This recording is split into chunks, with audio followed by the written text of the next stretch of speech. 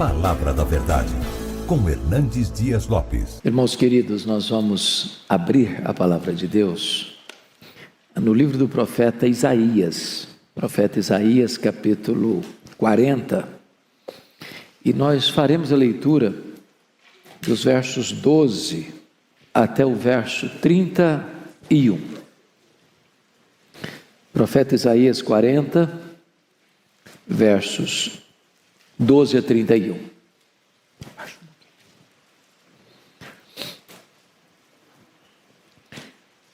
Eu peço que depois da leitura você mantenha a sua Bíblia aberta comigo nesta passagem. Peço só que você perceba um detalhe. O texto todo vai ser regido por perguntas retóricas. Nas próprias perguntas a resposta já está embutida. Então leia com esse entendimento. Ele está tratando da majestade de Deus e ele diz assim: quem na concha de sua mão mediu as águas e tomou a medida dos céus a palmos? Quem recolheu na terça parte de um éfa o pó da terra e pesou os montes em romana e os outeiros em balança de precisão? Quem guiou o Espírito do Senhor? Ou como seu conselheiro o ensinou? Com quem tomou ele conselho para que lhe desse compreensão?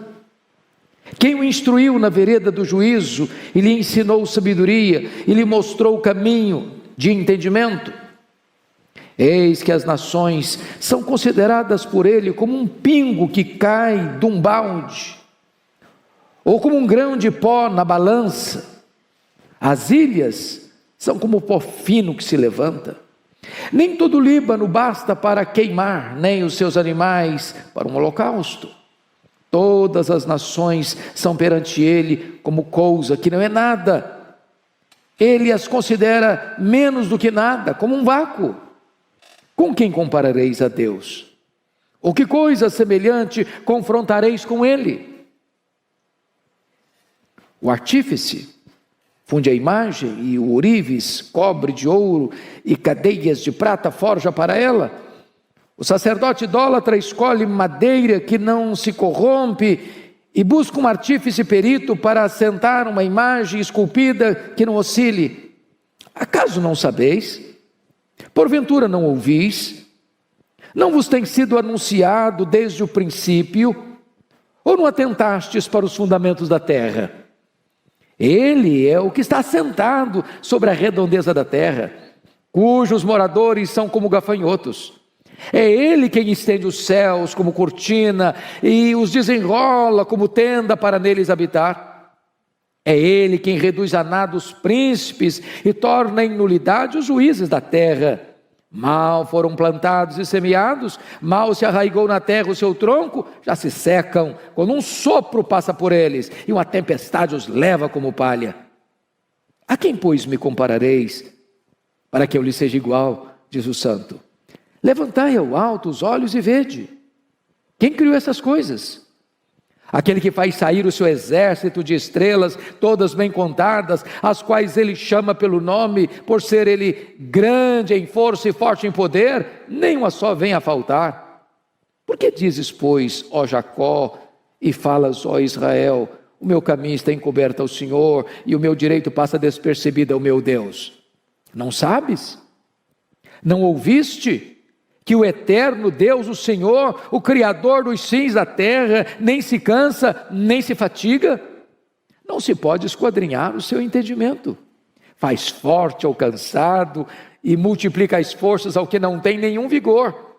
Os jovens se cansam e se fatigam, e os moços de exaustos caem. Mas os que esperam no Senhor renovam as suas forças, sobem com asas como águias, correm e não se cansam, caminham e não se fatigam. Amém. Aleluia. Irmãos amados, eu gostaria hoje de pensar com vocês como nós poderemos ter a nossa força renovada, a nossa esperança revitalizada, a nossa alegria remoçada. O profeta Isaías, ele está tratando aqui da majestade de Deus, da grandeza de Deus, da soberania de Deus. E eu não encontro nenhuma razão mais eloquente do que esta para termos uma igreja viva e uma igreja forte.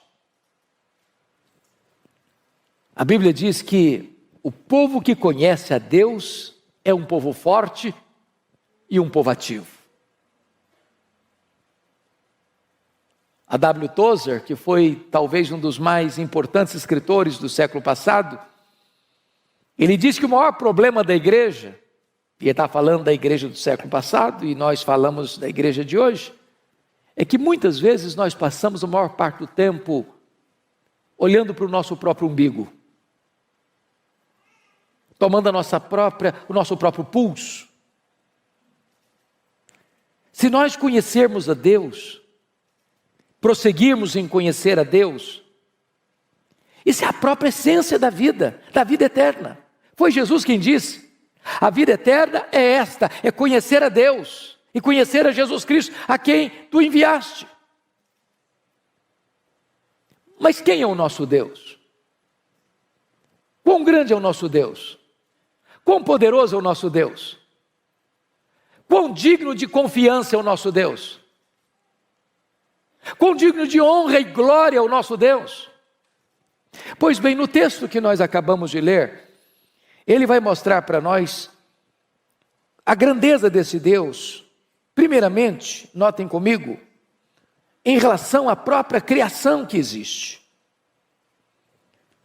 Notem, por favor, o versículo 12, o que está escrito: quem na concha da sua mão mediu as águas e tomou a medida dos céus a palmos? Quem recolheu na terça parte de um éfa o pó da terra e pesou os montes em romana e os outeiros em balança de precisão? Ele está usando uma linguagem poética, mas ele está usando uma figura para nós incompreensível. Vejam vocês, mediu as águas na concha da sua mão? Se você pensar no Pacífico, no Atlântico, no Índico, no Mediterrâneo, nos mares, nos rios, pensa o que é isso? Tente esvaziar o Atlântico aí com um baldinho, veja quanto tempo você vai levar. É incompreensível para nós entender que ele tomou a medida dos céus a palmos.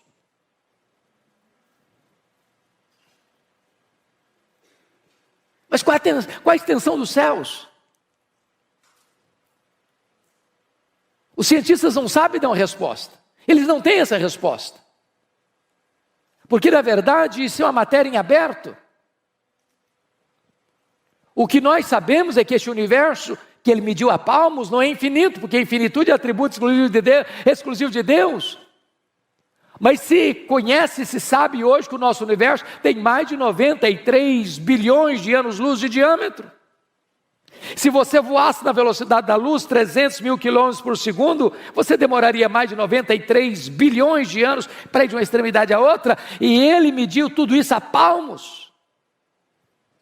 Ele vai dizer que ele recolheu na terça parte de um éfa, não foi num éfa inteiro não. Na terça parte de um éfa, o pó da terra.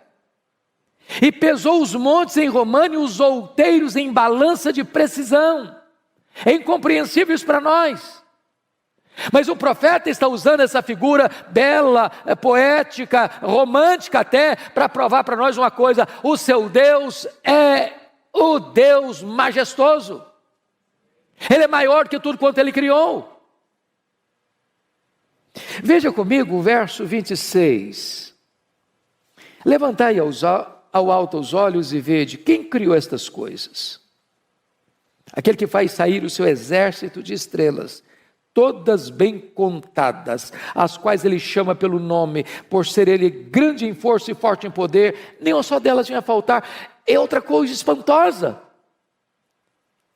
Porque os cientistas dizem que tem mais estrelas no firmamento que todos os grãos de areia de todas as praias e desertos do nosso planeta.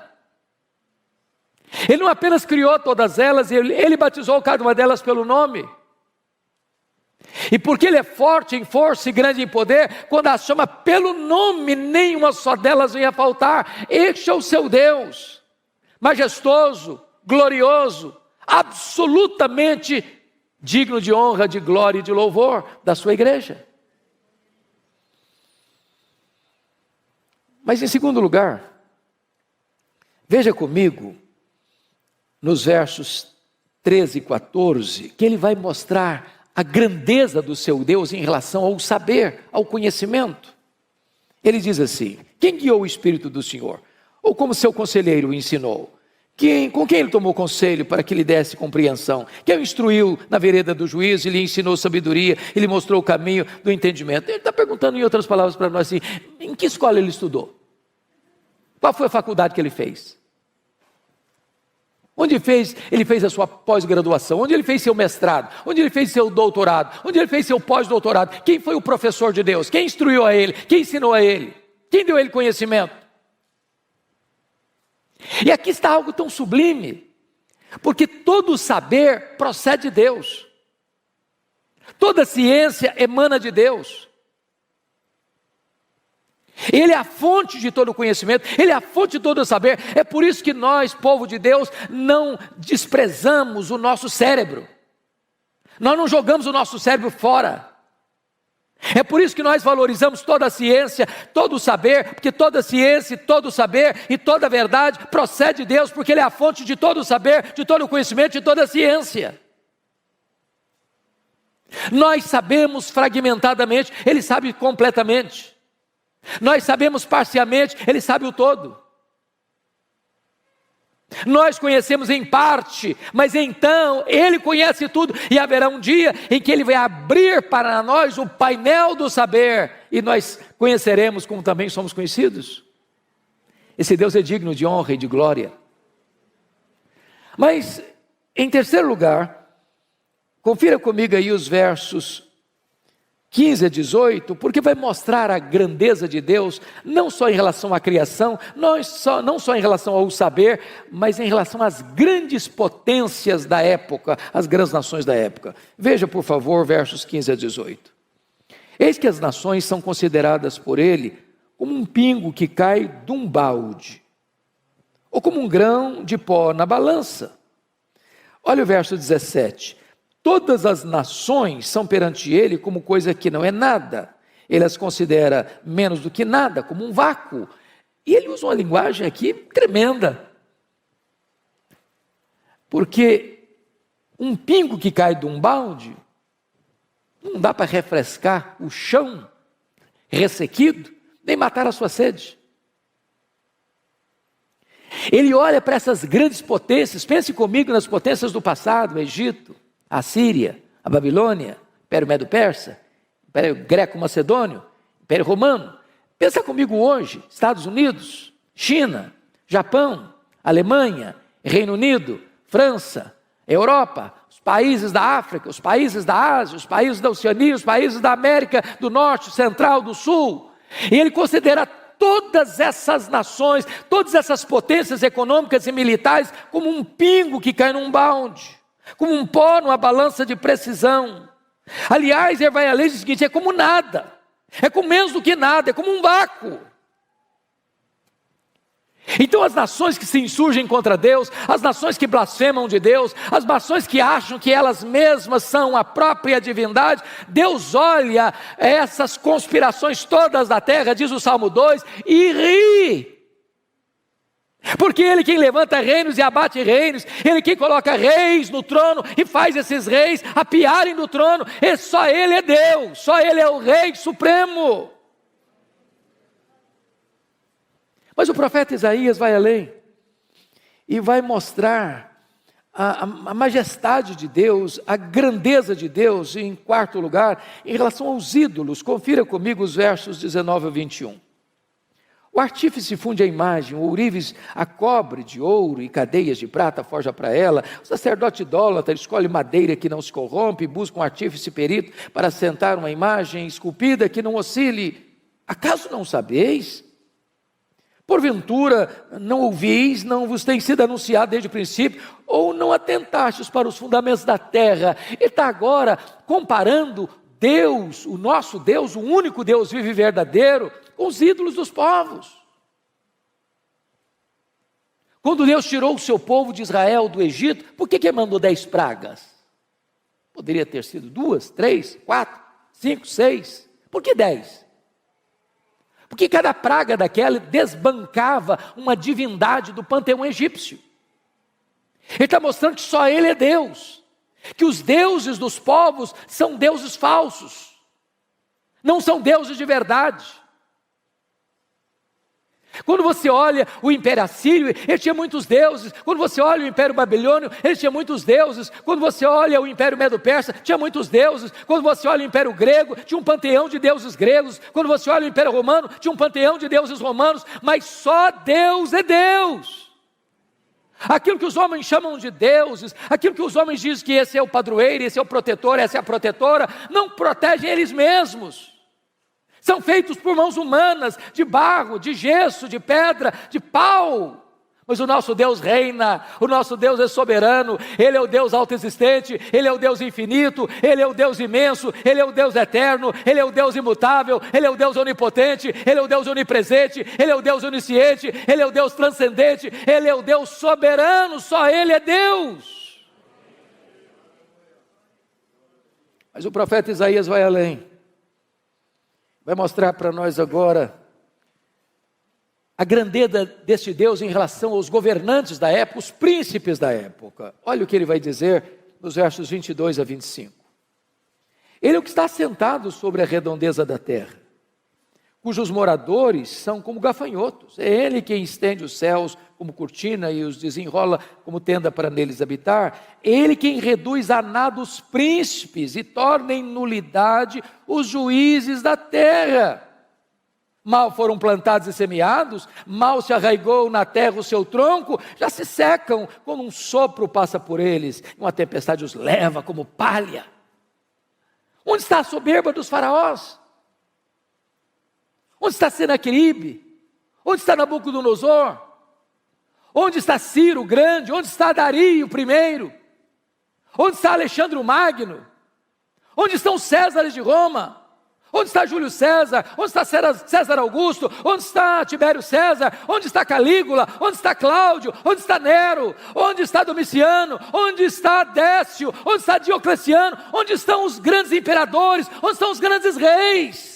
Eles sobem ao poder, eles descem ao poder, a flecha da morte os atinge lá nos seus palácios, mas o nosso Deus reina, o nosso Deus reina, o nosso Deus reina, só Ele é Deus. E agora, o profeta Isaías vai mostrar para nós as implicações disso.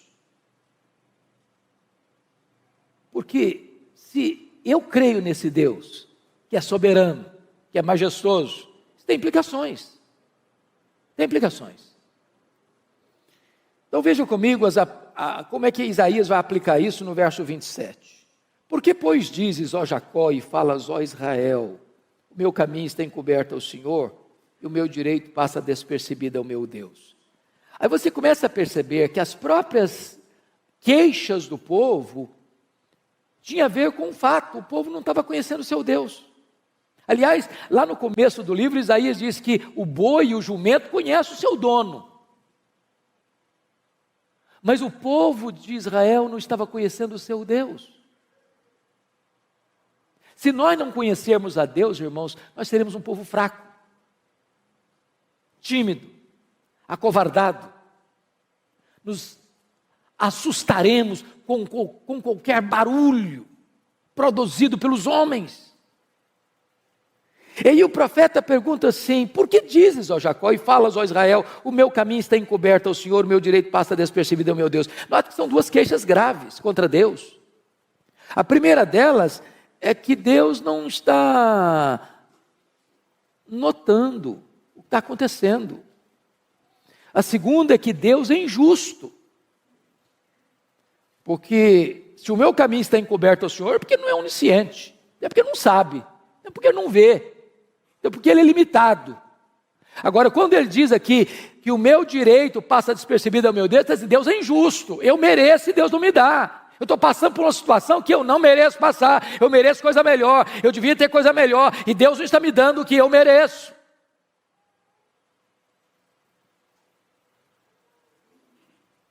Aí o profeta responde assim, verso 28, não sabeis, não ouviste, ou não sabes, não ouviste, que o eterno Deus, o Senhor, o Criador dos fins da terra, nem se cansa, nem se fatiga, não se pode esquadrinhar o seu entendimento. Então, quer dizer uma coisa para você, Deus não fica lá no céu esfregando as mãos, Deus não é pego de surpresa, Deus não fica em apuros, Deus não está lá sem saber o que fazer com a pandemia, Deus não está lá sem saber o que fazer com os dramas que você está vivendo. Ele é Deus, ele não fica cansado, ele não fica fatigado, ele não fica em apuros, ele não fica contra a parede.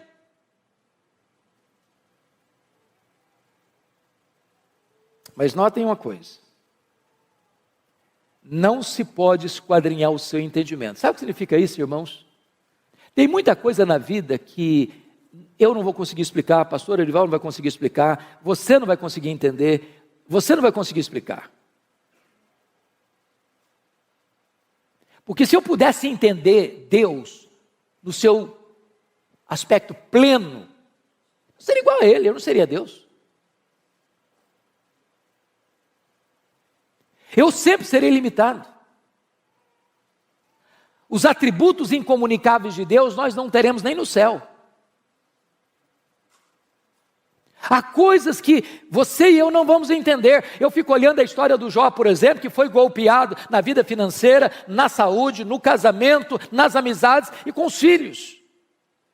E o que Jó fez? Ele perguntou, ele quer saber. Ele fez 16 perguntas, por quê, por quê, por quê, por quê, por quê? Ele fez 34 queixas contra Deus. E a resposta de Deus para ele foi o silêncio. E quando Deus falou, Deus não respondeu nenhuma das 16 perguntas, nenhuma das 34 queixas, ao contrário, Deus fez 70 perguntas para ele. A Bíblia diz que Deus o restaurou, mas Deus não explicou. O que Deus promete para você é restauração, nem sempre explicação. Às vezes você diz assim, pastor, é verdade, eu vou chegar lá no céu com a minha listinha de perguntas, eu vou querer saber muita coisa. Não vai querer nada.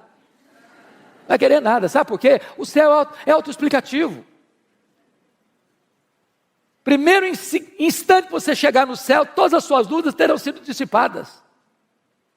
Lá não tem interrogações, lá não tem perguntas, lá tem respostas. Lá nós conheceremos como somos conhecidos. A nossa leve e momentânea tribulação aqui produzirá para nós eterno peso de glória, acima de toda comparação. Mas ele prossegue no texto, confira comigo no verso 29, quando ele diz assim, esse Deus faz forte ao cansado e multiplica as forças ao que não tem nenhum vigor. Talvez você está hoje aqui, meu irmão, de tanque vazio. Talvez você está aqui andando na reserva. E eu quero dizer para você que Deus trouxe você aqui nesta noite para dar uma B12 na sua veia espiritual. Deus trouxe você aqui hoje para dizer o seguinte, olha meu irmão, você não precisa andar fraco e abatido não, você pode ser fortalecido, o Deus Todo-Poderoso é o seu Deus, é o seu Pai, e Ele está aqui hoje para fortalecer você, levantar você. Ele diz no verso 30, confira comigo, os jovens se cansam e se fatigam, e os moços exaustos caem. O que ele está dizendo? Hoje eu assisti o sermão do pastor Ivaldo, às 8 horas, e ele deu uma pincelada nesse assunto aqui. Se você confiar, jovem, na sua força, o jovem tem vigor, ele é forte, ele enfrenta a luta e vai para frente, vai para cima, ele tem força, ele tem vigor, mas isso é limitado, sabia? Tem muito jovem cansado, tem muito jovem arquejado, tem muito jovem fatigado. E é Deus, e só Deus pode multiplicar suas forças, renovar seu ânimo, dar esperança para você. Por isso o texto no verso 31 diz algo sublime. mas os que esperam no Senhor. Renova as suas forças. Não é o forte na sua força, não é o sábio na sua sabedoria, não é o rico na sua riqueza, é os que esperam no Senhor. Não é o trabalho que você tem, não é a empresa que você dirige, não são os negócios que você tem, não é a tradição da sua família, não é os diplomas que você granjeou nos seus estudos acadêmicos, é os que esperam no Senhor. E aí ele faz uma comparação interessante. Os que esperam no Senhor renovam as suas forças, sobem com asas como águias, correm e não se cansam, caminham e não se fatigam. E eu fico sempre curioso quando leio isso aqui, porque eu li alguns livros de oratória, alguns livros de retórica, e quase todas as obras que eu li, se não todas, nesta área, diz que um discurso precisa terminar lá em cima e não lá embaixo. E se você e eu fôssemos o escritor desse versículo aqui, talvez seguindo as leis da retórica, da oratória, nós mudaríamos os verbos. Nós leríamos assim: os que esperam no Senhor caminham e não se fatigam, os que esperam no Senhor correm e não se cansam, os que esperam no Senhor sobem com asas como águia. Não é assim? Corre, anda, corre e voa. Só que o profeta bota não em grau ascendente, mas em grau descendente. Por quê? Muito provavelmente, porque as nossas forças são drenadas, desidratadas. Não é nas poucas vezes que nós voamos, nem nas algumas vezes que nós corremos. Tem muita gente que não consegue correr mais, o joelho não deixa. Me too. Mas às vezes a gente fica estressado, cansado, esgotado. É na dinâmica da vida, do andar. É a rotina da vida. Levar filho para a escola, pegar filho da escola, levantar cedo e ir para o trabalho, voltar do trabalho para casa. Domingo após domingo, vir para a igreja, voltar da igreja para casa. Essa rotina do andar esgota você. E Deus é poderoso hoje aqui para renovar-nos.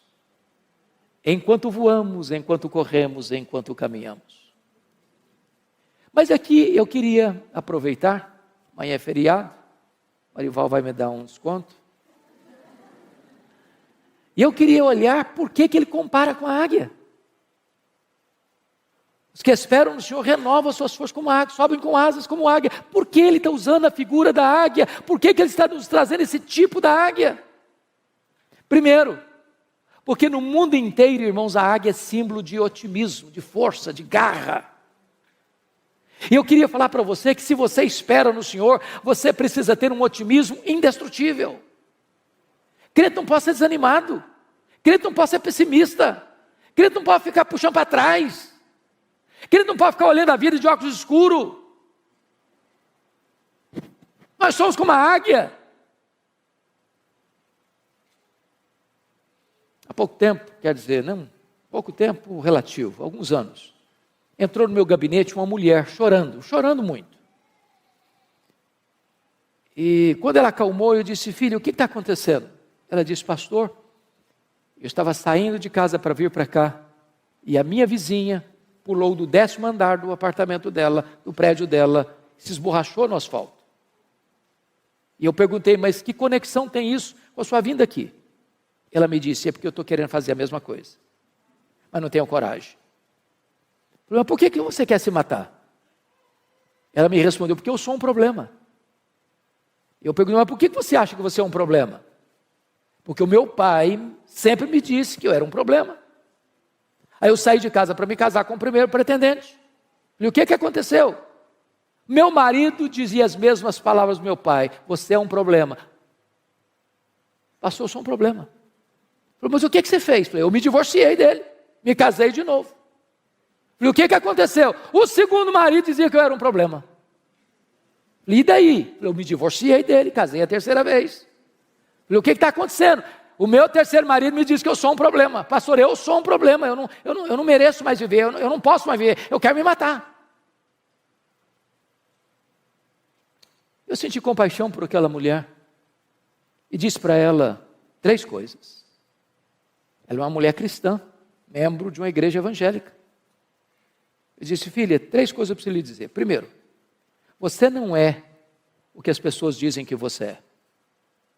Segundo, você não é o que você pensa que você é. Terceiro, você é quem Deus diz que você é. Quem você é? Você foi criada à imagem e semelhança de Deus. Você é amada por Deus. Deus amou você e deu o seu filho para morrer em seu lugar. Você é a menina dos olhos de Deus. Nunca olhe para você e despreze você, porque quando você despreza o projeto, você está desprezando o projetista. Valorize, porque você tem valor em Cristo. Em Cristo você é precioso, você é preciosa. Então lute pela sua vida, em vez de desistir dela. Mas ainda, irmãos, em segundo lugar, se nós somos como a águia, isso nos ensina uma segunda lição, o princípio da piedade progressiva. Diz os estudiosos que a águia sempre gosta de voar alto, alto, alto, sempre um pouquinho mais alto. O que significa isso se somos como a águia? Significa que o crente não pode ficar de altos e baixos, de avanços e recuos, em zigue-zagues na vida. Temos que voar alto, viver altaneiramente, pensar nas coisas lá do alto. Nós somos cidadãos dos céus. Aqui nós estamos como peregrinos e forasteiros. Aqui não temos casa permanente. Aqui não está o nosso lar permanente. Aqui não está a nossa pátria permanente. Nós somos testemunhas aqui, mas estamos a caminho da glória. Há uma outra ave que não consegue voar bem, sabia? Os voos são curtos, são baixos e desastrosos. É o pelicano. Mas sabe por que o pelicano não sabe voar alto, não consegue voar alto? É porque tem um papo muito grande. Sabe por que alguns crentes não conseguem voar alto? Tem um papo muito grande. Gente ensimesmada, gente narcisista, gente egoísta, gente que se sente um gigante quando não passa de um pigmeu. Mas a águia nos ensina uma outra coisa impressionante, é o princípio da dependência de Deus, total. Se você já viu uma fotografia, ou já viu uma águia de perto, ou uma fotografia bem feita, ou um desenho bem feito, você vai perceber que a águia tem as asas enormes, aparentemente desproporcionais ao tamanho do corpo. E por quê? Certamente não foi um cochilo do Criador, não foi um erro anatômico de Deus. A águia tem as asas tão grandes, sabe por quê? Porque ela faz voos muito altos e muito longos. Então a águia não fica ruflando as suas asas como um beija-flor. Ela chega lá nas alturas, aplana as asas e deixa que o vento a carregue.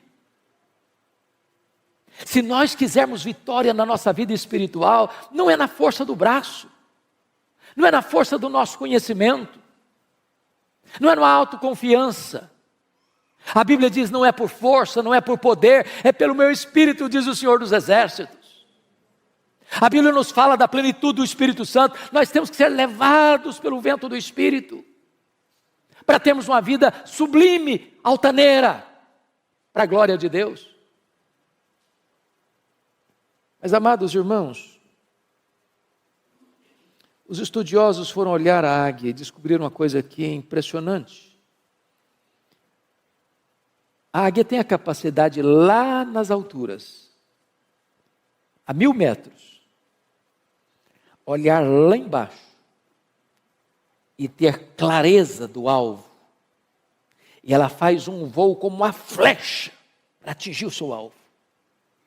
Quando foram pesquisar sobre isso, descobriram que nós temos na nossa retina um dispositivo chamado de fóvea, que nos dá a capacidade de olhar um quadro geral e nos concentrar num quadro específico. como se eu estivesse olhando para o Arival, pastor Arival, mas não perdendo de vista o auditório. A capacidade que eu tenho de tirar um close do rosto dele sem perder vocês, é que eu tenho na minha retina esse dispositivo chamado fóvea. A águia, os estudiosos descobriram, ela tem 3 fóveas. Ela ao mesmo tempo consegue enxergar um alvo acima, na frente e embaixo. Mas se nós somos com a águia, o que significa isso? Nós temos que ter visão para cima, para o alto, para Deus. Tem gente, irmãos, que é cientista, pós-doutorado em algumas áreas do saber humano e não enxerga um palmo acima da cabeça. Tem um mínimo de discernimento espiritual. Tem gente que se tornou crente, muita gente se tornou crente e ficou uma pessoa assim alienada. Alienada, ela não tem mais conexão com a história, ela não tem mais conexão com a vida, ela parece que perdeu a capacidade de pensar e de refletir. Nós temos que conhecer a história, nós temos que conhecer o que o homem está pensando, nós temos que conhecer o que está acontecendo aí fora, nós temos que olhar para frente e discernir o nosso tempo, nós temos que ser como os filhos de Issacar, especialistas no tempo em que vivemos, para não sermos massa de manobra. Mas nós temos que olhar lá para baixo, irmãos. Eu estou chegando hoje de Guiné-Bissau, estava compartilhando com o pastor a dor do meu coração. A dor do meu coração. Eu estive em 2019 em Angola, já fiquei chocado, mas Guiné-Bissau é dezenas e dezenas de vezes uma situação mais crítica do que Angola. A pobreza generalizada. A expectativa da população é ter um prato de comida por dia. Quando a pessoa melhora a sua condição de vida, ela consegue cobrir a casinha dela de zinco, que faz barulho demais quando chove, e é quente demais, e é um país muito quente. Não tem emprego, não tem dinheiro. Estava retornando, conversando com a médica que estava lá, prestando serviço de caridade, e ela disse que o único hospital, as camas estão podres e não tem o mínimo de remédio, mas o mínimo, o básico do básico. Mulheres, crianças e velhos com a bacia na cabeça, vendendo um pouquinho de pepino, ou de cebola, ou de batata, para conseguir um pouquinho de comida naquele dia. E nós precisamos olhar para baixo. E termos misericórdia, não só de sentimento, mas de ação, de fazer alguma coisa. Quando tantas vezes você reclama da casa que mora, do carro que anda, da comida que tem na mesa.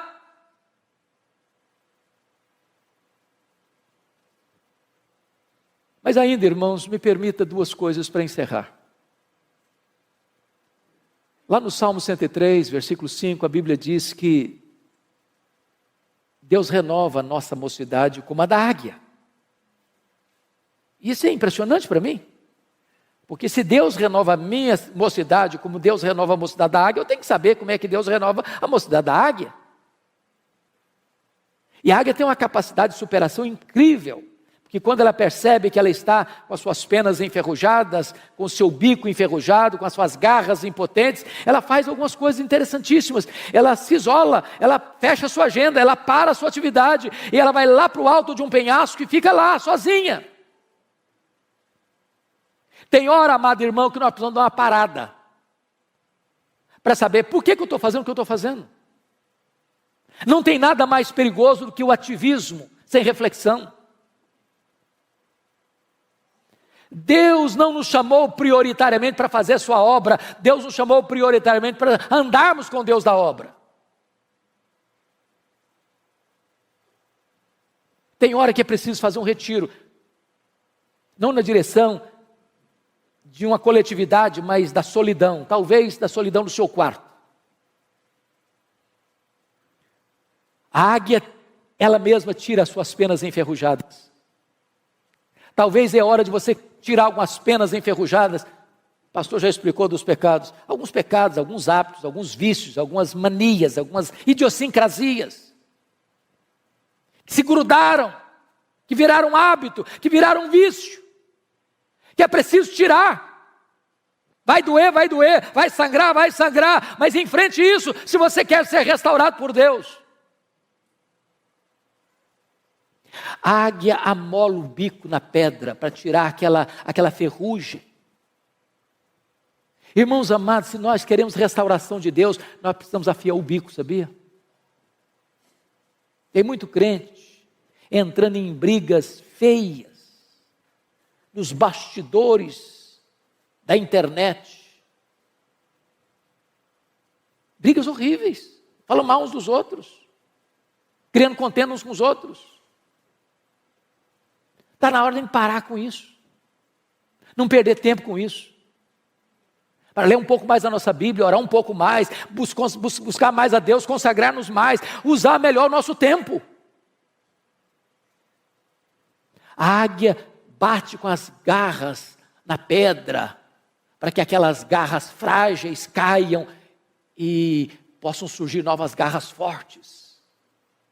Nós precisamos de armas, não enferrujadas, mas poderosas em Deus, para destruir fortalezas e anular sofismas.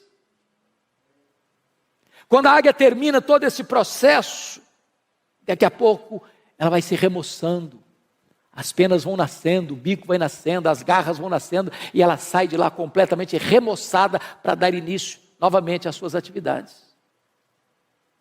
Mas eu quero concluir, porque está escrito lá em Jó, talvez se você pudesse conferir comigo, Jó capítulo 39, e esse é um dos textos mais incríveis da Bíblia, versículo 27 e 28, está escrito assim em Jó 39, 27 e 28. Ou é pelo teu mandado que se remonta a águia e faz alto o seu ninho, habita no penhasco, onde faz a sua morada, sobre o cume do penhasco, em lugar seguro. Olha que lição, se nós somos como a águia. A águia coloca o ninho dos seus filhos no alto dos penhascos, longe dos predadores. Meus irmãos, se existe uma geração que tem predador de criança, é a nossa geração.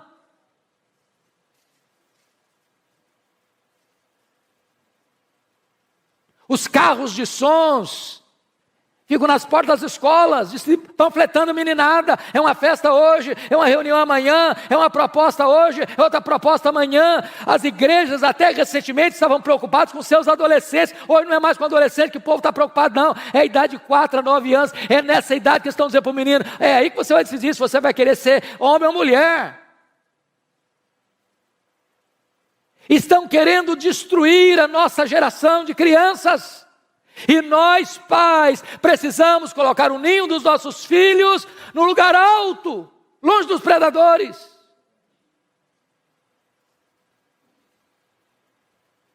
Agora vá comigo para Deuteronômio 32:11, porque tem outra lição importante lá, sobre a águia, essa questão do cuidado da família.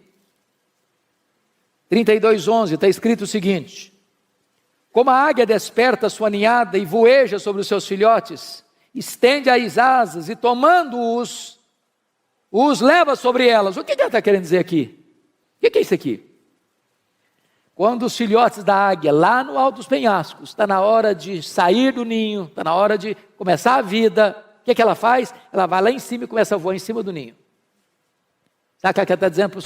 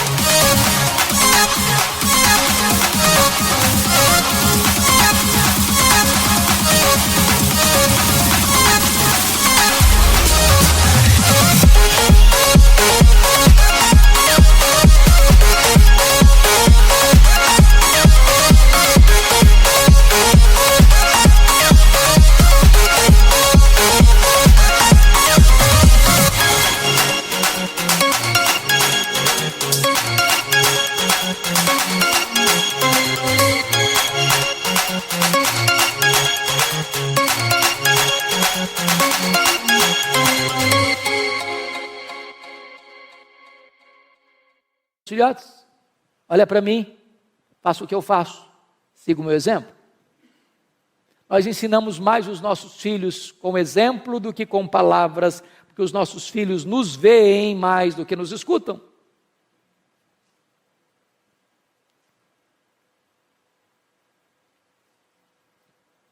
Mas talvez você pergunte, pastor, eu sou um pai exemplar, eu sou uma mãe exemplar e eu estou tendo problema em casa. Eu admito isso. Às vezes a gente tem que pegar mais leve com alguns pais. Porque eu vejo um Samuel tendo filhos complicados. Eu vejo um Davi tendo filhos complicados. Eu vejo um rei Ezequias tendo um filho muito complicado. Mas o que a águia faz quando os filhos não querem seguir o exemplo? Ela vai lá no ninho, tira o capim macio, deixa só os espetos. Tem hora que a única linguagem que os filhos vão entender é a linguagem da disciplina. E, por favor, não entenda que eu estou falando de espancar filho, de agredir filho, de achatar a autoestima do filho, não é isso que eu estou falando. Mas todo filho, toda filha precisa de disciplina. Disciplina é um ato responsável de amor.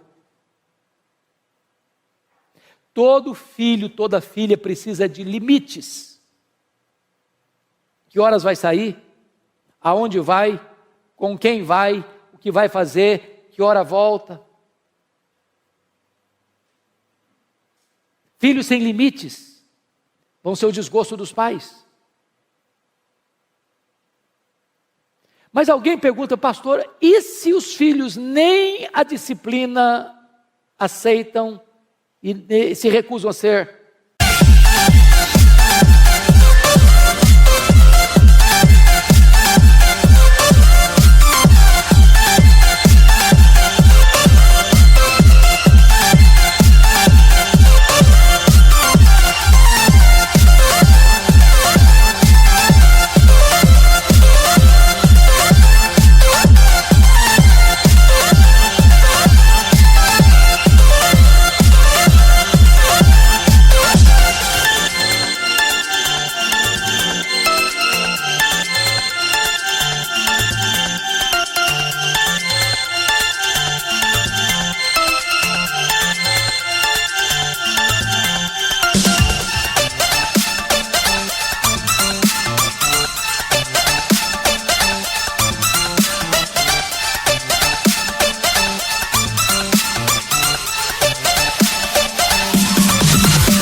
Corrigidos. O que se faz? A águia toma uma atitude radical. Ela arranca o filho do ninho e joga no espaço. Filhote que nunca voou, não sabe voar, vai dando cambalhotas. E ela deixa. Até fazer o que ela faz aqui. Estende as asas, tomando-os, os leva sobre ela. E ela faz isso uma, faz isso duas, faz isso 5, faz isso 10 vezes, até que o filhote aprende a voar sozinho. A lei da águia é esta: meu filho precisa ser meu discípulo. Eu não desisto dos meus filhos. Eu não abro mão dos meus filhos. Aqui está um princípio espiritual. Não abra mão dos seus filhos. Não desista de seus filhos. Você não gerou filho para a morte, você não gerou filho para o cativeiro, você não gerou filho para povoar o inferno. Seus filhos são herança de Deus. Lute por eles, chore por eles, ore por eles, jejue por eles, não desista deles. Mas eu encerro aqui, contando para vocês um fato que marcou minha vida, quando li essa história, há muitos anos. Aconteceu no Rio de Janeiro. Uma escola militar, de orientação militar, filho de um militar. Esse menino chamava Netinho. E um dia a professora do Netinho, ele era um pré-adolescente, foi abordado pela sua professora, porque a professora entendeu que ele estava colando na prova. Tomou a prova dele, deu 0, chamou os pais e expôs a situação diante do menino. Os pais ficaram muito aborrecidos com o filho, o menino muito envergonhado. Na volta para casa, o Netinho disse: papai e mamãe, eu posso explicar o que aconteceu? Os pais disseram: não, Nós estamos com vergonha do que você nos fez passar. Você não tem o direito de falar conosco. E o menino murchou, encolheu, rendido a uma grande tristeza. Passou uma semana, papai e mamãe, posso falar com vocês? Não! Você não tem o direito de falar conosco. E o menino se entregou a uma profunda tristeza. Depois de uns 15 dias, o menino muito triste, sem poder falar com os pais. O pai pegou a mãe, foram ao supermercado fazer compra, deixou o revólver, ele era militar, em cima da geladeira. Netinho pegou um papel, pegou uma caneta, começou a escrever uma carta.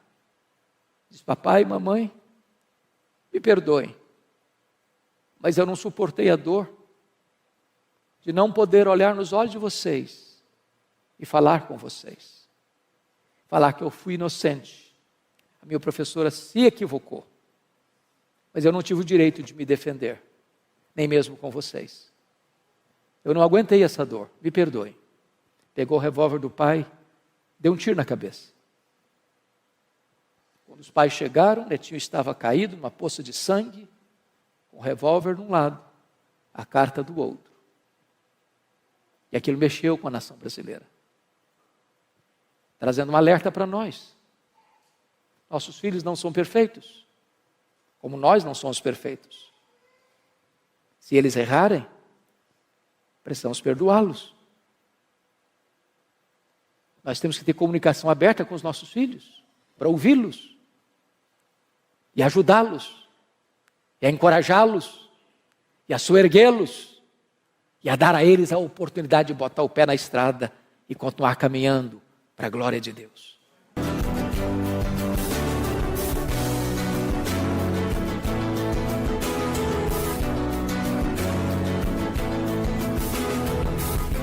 Palavra da Verdade, com Hernandes Dias Lopes.